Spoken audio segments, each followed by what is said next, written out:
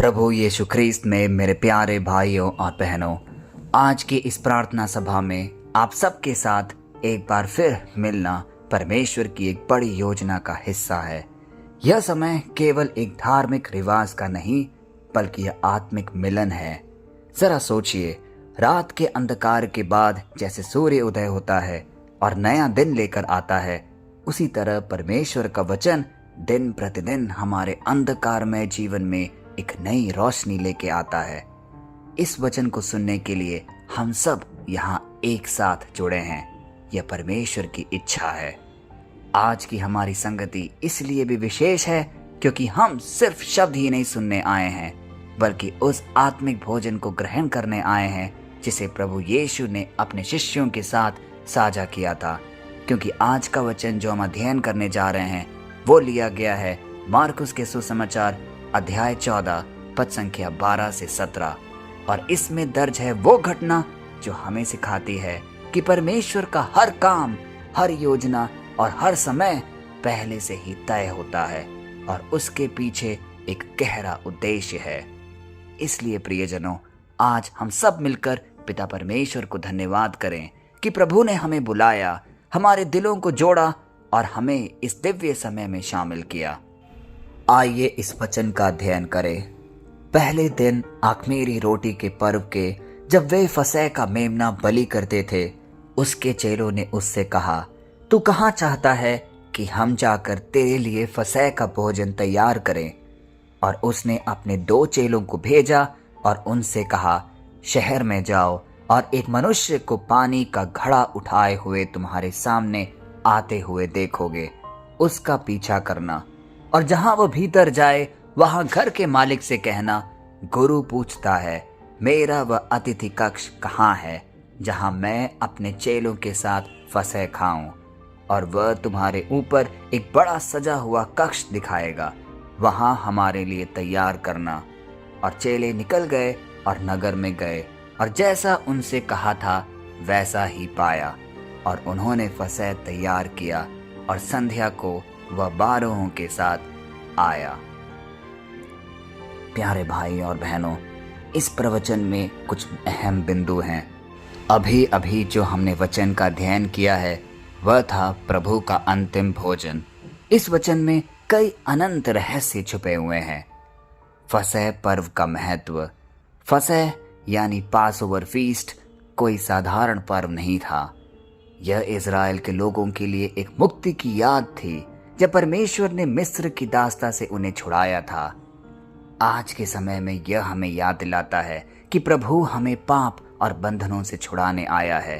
वह हमारे लिए ऐसे कई मेज तैयार रखा है जिसमें हमें अपने आप को पूर्ण रूप से उसका भागी बनना है। जब पिता परमेश्वर हमें स्पर्श करेगा और हमारा जीवन रूपांतरित होगा।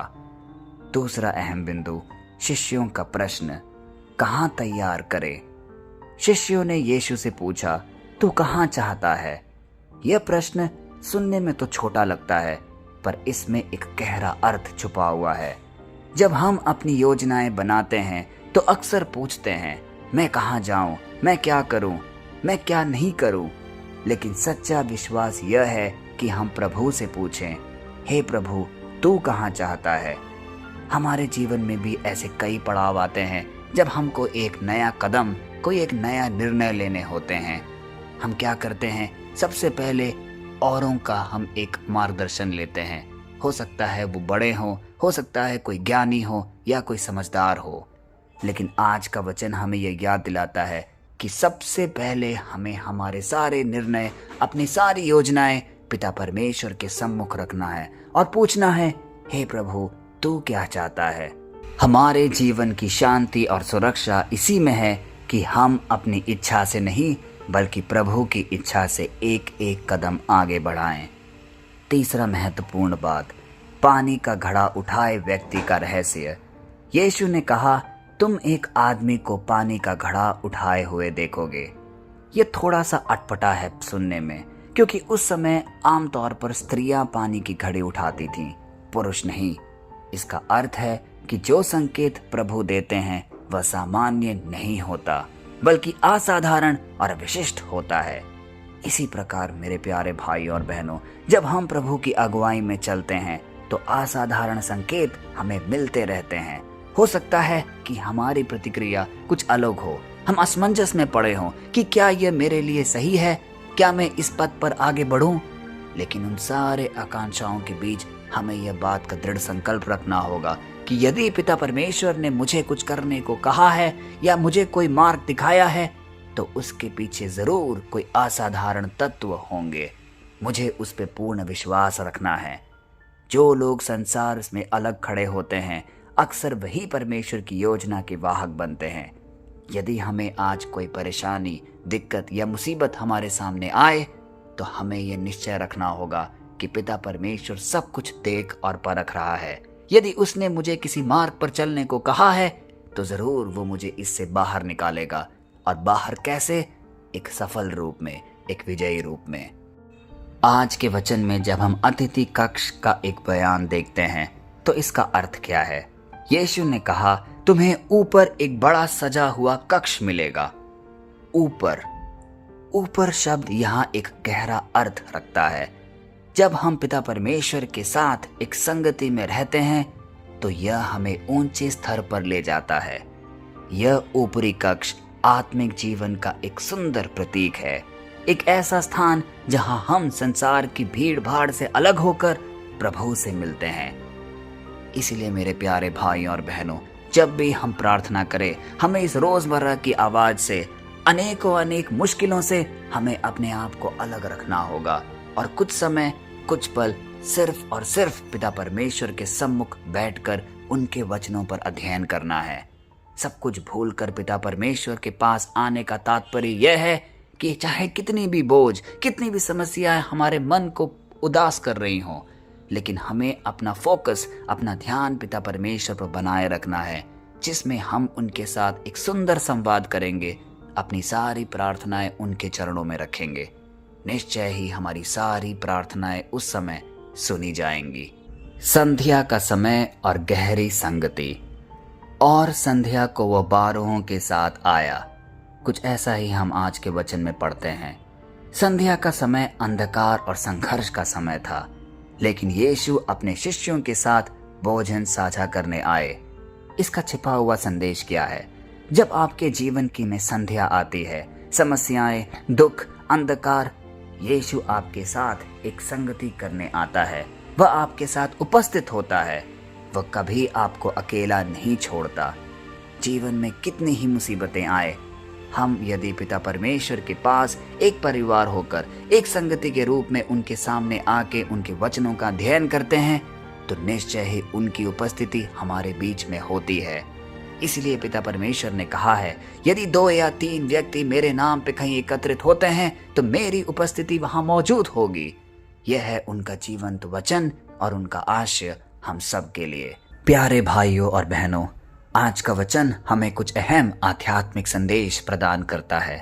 पहला, यीशु ही सच्चा फसह का मेमना है। उसने खुद को बलिदान दिया ताकि हम एक नया जीवन प्राप्त कर सके। यह उसकी असीम दया और कृपा थी हम सब के लिए। दूसरा, शिष्यगण का आज्ञाकारी होना हमें यह सिखाता है कि जीवन की हर तैयारी प्रभु की इच्छा पूछ कर करनी चाहिए। हो सकता है हम अपने ज्ञान और सामर्थ्य में डूबे हों, लेकिन पिता परमेश्वर की उपस्थिति के बिना हम कुछ भी नहीं, हमारे सारे काम निष्फल होंगे। तीसरा, ऊपरी कक्ष हमें यह सिखाता है कि परमेश्वर के लिए एक अलग समय और स्थान हमें बनाना जरूरी है। हो सकता है हमारे शाम की प्रार्थना, हमारे रात की प्रार्थना, जो भी समय हम पिता परमेश्वर के लिए अलग रखते हैं उसे हमें पवित्र बनाए रखना होगा। रोजमर्रा की चीजें, रोजमर्रा की बातें उसको प्रभावित नहीं करनी चाहिए। चौथा और महत्वपूर्ण बात, संध्या का समय हमें यह याद दिलाता है कि चाहे अंधकार हो, चाहे निराशा हो, प्रभु हमारे साथ एक नियमित रूप से हमेशा उपस्थित रहता है। आइए कुछ पल मौन रहकर पिता परमेश्वर से एक बातचीत करें। उन्हें अपने सारे दिल के दुख, दर्द, मुश्किलें उनको बताएं, क्योंकि आज वह हम सब से कह रहा है, मैं तुम्हें सुनने के लिए तैयार हूँ, मैं तुम्हारे बीच उपस्थित हूँ। तुम सिर्फ अपनी सारी वेदनाएं, अपनी सारी निराशाएं मेरे सम्मुख रखो और मैं उन सब को हर लूंगा। और इसी बीच हम पवित्र आत्मा के आगमन के लिए भी उनसे प्रार्थना करें। जिस प्रकार पवित्र आत्मा ने शिष्यों को सही राह दिखाया था, उसी प्रकार वही पवित्र आत्मा हमारे ऊपर भी आकर हमें हर काम में हमारी सहायता करेगा। आइए इस प्रार्थना को कहें। हे पवित्र आत्मा, आज हम सब तुझसे विनती करते हैं कि तू हर दिल को छू ले। हमारे जीवन की संध्या में भी तेरी रोशनी चमके। हमारे दिलों को वह ऊपरी कक्ष बना जहां तू हमेशा हमारे साथ एक संगति के रूप में, एक स्वर में उपस्थित हो। जो भी इस प्रवचन को सुन रहे हैं, प्रभु उसकी हर प्रार्थना को सुन, उसकी हर आंसू को पोंछ, उसकी हर जरूरत को पूरा कर। उसे आशीष दे, उसे सामर्थ्य दे, उसके परिवार को सुरक्षित रख। उनकी सारी योजनाएं, सारी मनोकामनाएं पूरी हो। यदि वे बीमार हैं तो उन्हें स्पर्श करके उन्हें चंगाई प्रदान कर। यदि वो किसी मानसिक तनाव में हैं तो उन्हें सारे मुश्किलों से छुड़ा। आज ही के दिन, इसी वक्त पिता परमेश्वर के सामर्थ्य से पवित्र आत्मा का आगमन हम सब के बीच हो। हे पिता, हम सब प्यासे हैं, तू ही हमारी प्यास बुझा सकता है। पवित्र आत्मा का बौछार हम पर कर, जिससे हमारा जीवन भी पवित्र हो जाए, हम भी तुम्हारे सम्मुख उपस्थित होने योग्य बन जाएं। हमारे सारे पाप धुल जाए, जिससे कि हम सच्चाई और सही मार्ग पर आपके साथ निरंतर आगे बढ़ते चले। हमारे परिवार में जो भी कष्ट, दिक्कतें, मानसिक तनाव, पैसे की तंगी या कोई भी अलग समस्या हो, वो सब आपके सामर्थ्य नाम से दूर हो जाए। ये सारी प्रार्थनाएं, ये सारी मनोकामनाएं हम करते हैं अपने सर्वशक्तिमान पिता परमेश्वर के नाम पर। आमीन। प्यारे भाइयों और बहनों, आज का वचन जो हमने अध्ययन किया है, हमें यह सिखाता है कि प्रभु यीशु का हर कार्य उद्देश्य पूर्ण होता है। आज वह हमें बुला रहा है कि हम भी अपने जीवन की हर तैयारी उन्हीं से पूछें। जब हम ऐसा करेंगे तो हमें भी वही ऊपरी कक्ष मिलेगा जहां प्रभु की संगति हमारे साथ होगी। आइए इस वचन को कई लोगों तक हम भेजें, क्योंकि हमारा कार्य स्पष्ट है। हम एक बड़े प्रेरणादायी कार्य का हिस्सा बन रहे हैं। जो व्यक्ति इस वचन को सुनेगा और उसके जीवन में पिता परमेश्वर का स्पर्श महसूस होगा, तो उसका जीवन भी रूपांतरित होगा। हमें इस प्रेरणादायी कार्य में बढ़ चढ़कर हिस्सा लेना होगा। और यदि आप हमारे चैनल में नए हैं तो चैनल को सब्सक्राइब करना ना भूलें, क्योंकि यहाँ आपको निरंतर प्रार्थना और सभाएं मिलेंगी, जिससे आप पिता परमेश्वर के साथ हमेशा एक अटूट जुड़ाव महसूस कर पाएंगे। आप सबको हम पिता परमेश्वर की असीम दया, कृपा और क्षमा में समर्पित करते हैं, पिता, पुत्र और पवित्र आत्मा के नाम पर। आमीन।